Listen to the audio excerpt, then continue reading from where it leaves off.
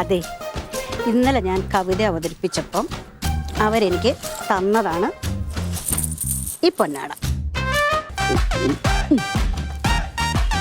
ഇത് തന്നപ്പോഴേ ഞാൻ അവരോട് പറഞ്ഞു, ഒരു പുരുഷന്റെ വിജയത്തിന് പിന്നിൽ ഒരു സ്ത്രീ ഉണ്ടാവുമല്ലോ, എൻ്റെ വിജയത്തിന്റെ പിന്നില് എൻ്റെ ഗിരിയേട്ടനാണെന്ന്. അപ്പൊ അവിടെ നിന്ന് എല്ലാവരും കൈയടിച്ചു.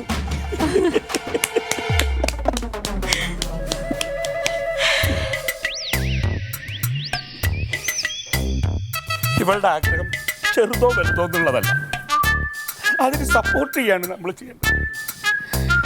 ഏതൊരു ഭാര്യയുടെ ആഗ്രഹങ്ങളും സാധിച്ചു കൊടുക്കുന്നവനാണ് ഒരു നല്ല ഭർത്താവ്. കഴിച്ചിട്ടിറക്കാനും വയ്യ, മധുരിച്ചിട്ട് തുപ്പാനും വയ്യ, ഞാൻ എന്തു ചെയ്യണം എൻ പ്രിയതമനെ, പറയൂ പ്രിയതമേ, പറയൂ.